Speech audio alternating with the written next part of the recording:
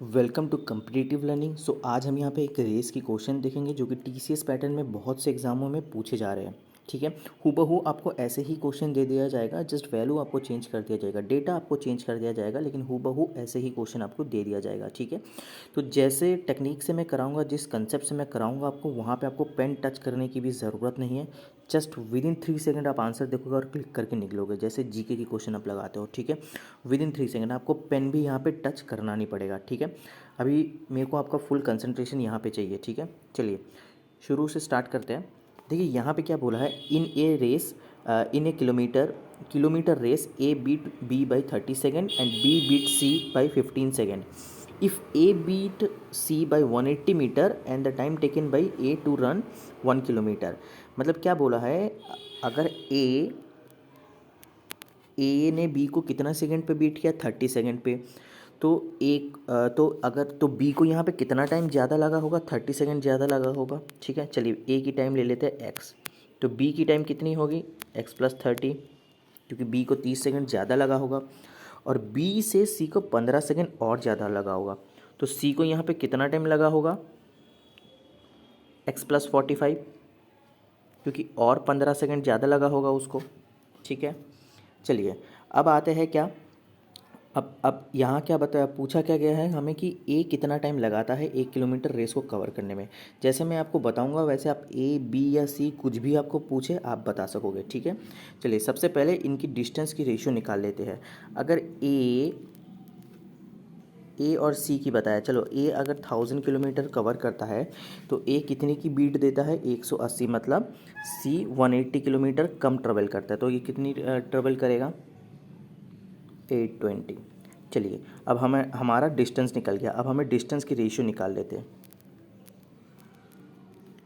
50/41। चलिए डिस्टेंस की रेशियो निकल के आ गई हमारी 50/41। तो स्पीड की रेशियो भी सेम होगी 50/41, क्योंकि speed is directly proportional to the distance. ठीक है, चलिए तो टाइम की रेशियो क्या हो जाएगी हमारी, 41/50। इतना आपको समझ में आ गया।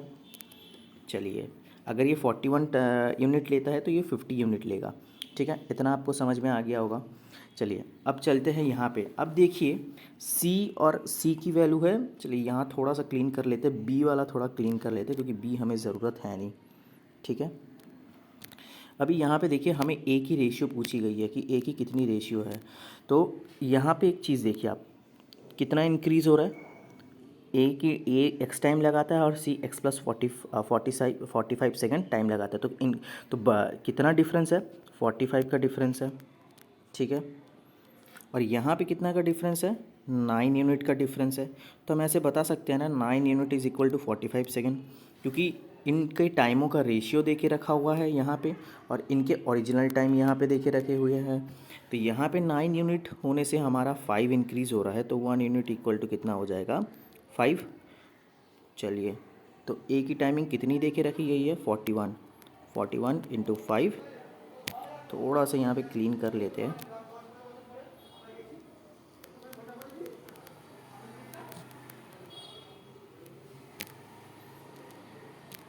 चलिए 41 इंटू 5, 205 सेकेंड। तो ए की हमारी निकल के आ गई वैल्यू। ए को कितना टाइम लगा होगा 1 किलोमीटर रन करने में, 205 सेकेंड। अगर यहीं पे आपको सी की पूछता, हम यहाँ पे बी की नहीं बता सकते, क्योंकि बी के हमारे पास है नहीं, रेशियो है नहीं। ठीक है, बी के हमारे पास ना स्पीड की रेशियो है, ना डिस्टेंस की रेशियो है, ना टाइम की रेशियो, तो हम बी का हम नहीं बता सकते यहाँ, लेकिन हम सी का यहाँ पे बता सकते हैं 50। तो यही 5 को 50 के साथ इंटू कर दो, कितना हो जाएगा आपका, 250 सेकेंड्स। ठीक है, तो 250 सेकेंड्स लगे होंगे सी को कवर करने में और 205 सेकेंड लगे होंगे ए को कवर करने में। सो इसी तरीके से कंसेप्चुअली क्वेश्चन करेंगे। यहाँ पे डायरेक्ट कंसेप्ट है कि कितना टाइम आपका बड़ा होगा ओवरऑल और कितना रेशियो में बड़ा होगा। आपको जस्ट इक्वेट कर देना है, इतना रेशियो में इतना यूनिट बड़ा होगा और टोटल इतना टाइम बड़ा होगा, बस आपका जो है आंसर निकल के आ जाता है। ठीक है, इसी तरीके से हम यहाँ पे कंसेप्चुअली क्वेश्चन करते हैं। कोई टेक्निक या कोई भी फॉर्मूले बेस्ड हम लोग यहाँ पे अवॉइड करते हैं क्वेश्चन और स्मार्टली करते हैं, ताकि आप एग्ज़ाम पे आप अच्छे से इसे अटेंड कर पाओ। ठीक है, तो वीडियो अच्छे लगते हो वीडियो को लाइक करना और चैनल को सब्सक्राइब करना।